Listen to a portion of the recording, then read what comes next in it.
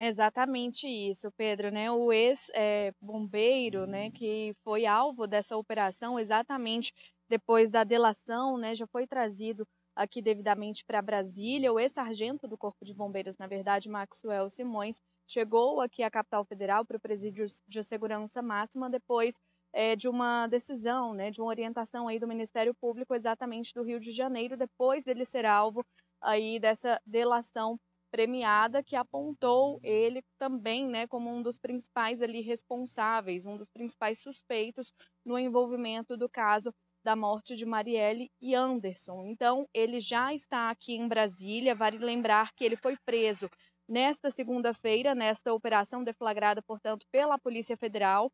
E, né, os detalhes com relação à transferência, o Ministério da Justiça e Segurança Pública diz exatamente que por conta do sigilo, né, da operação e da seguridade ali ao suspeito, essas informações ficam ali um pouco mais inacessíveis. Mas, de qualquer forma, vale a gente relembrar, né, essa prisão dele, como eu disse aqui, foi baseada nessa delação, né, do ex-policial militar Elcio Queiroz, que foi preso em 2019. Ele declarou exatamente que ter sido, né, o motorista do veículo que saiu ali alvejando Marielle, o carro de Marielle e Anderson, e também disse que antes do crime, né, Maxwell Simões Correia participou da vigilância da vereadora e depois trocou, inclusive, as placas dos veículos usados ali nos assassinatos. Além disso, ele jogou fora as cápsulas e munições usadas e providenciou também o desmanche do carro. Então, Maxwell, conhecido como Suel, deu todo ali o suporte, né, deu toda a base para que esse crime acontecesse. Ele foi preso inicialmente no Rio de Janeiro, mas já foi trazido aqui devidamente para a penitenciária de Brasília.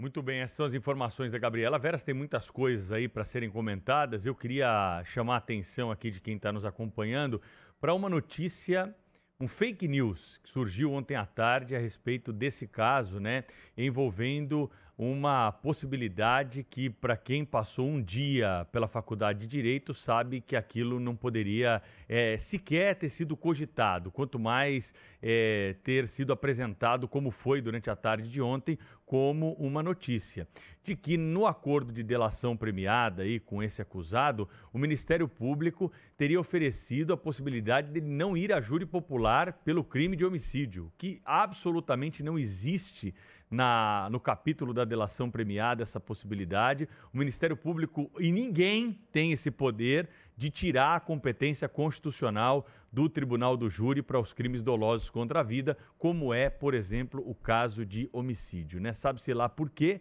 divulgaram essa notícia dessa forma, mas foi algo totalmente prematuro, né? E sem a devida apuração necessária. E isso, claro, né, causou ali um movimento na comunidade jurídica, porque houve uma troca de mensagens, falando, o Ministério Público do Rio de Janeiro está ficando louco? Não, aí logo o Ministério Público do Rio veio ao esclarecimento dizendo que não tinha nada daquilo, que não sabe de onde saiu aquela informação e que, claro, todos esses acusados aí vão à júri popular para responder pelo crime contra a vereadora e o motorista. Ô Pedro, e por falar nisso, a gente, enfim, você falou em fake news, né? E a Band, o Grupo Bandeirantes de Comunicação, combate as fake news, é a nossa missão fazer isso. Os grupos de WhatsApp continuam a toda com as fake news, né? Não sei se vocês perceberam isso. A gente recebe uma pérola por dia, assim, e você vê que não é verdade, mas assim, com um caráter de notícia que quem vê pela primeira vez acredita nisso. Então eu imagino que o grupo de juristas tenha ficado num primeiro momento aí muito assustado e obviamente pelo conhecimento legal da coisa, depois viu que se tratava de uma fake news. Mas a partir daí isso já se replicou, isso já está no celular de todo mundo, é o que está acontecendo hoje em dia. Pois é, as pessoas precisam seguir aquela recomendação que fazemos desde o começo dessa história de fake news, né? Recebe uma informação, parece verossímil, dá um Google, né? Dá um Google, verifica se aquilo já Checa. foi divulgado por algum veículo de comunicação que mereça credibilidade, etc., né? Se foi, aí sim você vai dar, aí se for do seu interesse, você pode encaminhar aquela mensagem, aquela informação para para sua lista, para os seus amigos, para quem quiser. Mas dá uma checada antes, né? Não custa nada. é preciso dar um Google em cada uma dessas informações, tanto quanto, enfim, aparentemente novas, né? Porque a fake news tem isso, né? Tem ali um quê de verossímil. Como, aliás, também isso é muito frequente porque as pessoas também se acostumaram a isso, né? Tem muita gente que vive da informação verossímil e não da informação baseada em fatos concretos, né, apurados de forma séria e isenta, como é o dever de todo jornalista. Só dizer que fake news não é uma narrativa nem é relativo, né? Que são expressões aí que ficaram na moda. Fake news é uma informação errada, muitas vezes falsa, né? Então não há nenhuma subjetividade nisso. Que não foi fato. Por isso que ela é fake news.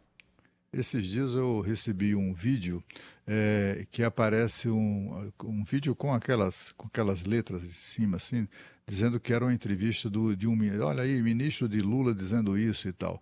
Na verdade, era um quadro do Porta dos Fundos, eu acho que é esse o nome, né, de um canal de humor, em que tem lá o ator, né, fazendo o papel de um político, sei lá, enfim, desses políticos tal como a maioria conhece, né?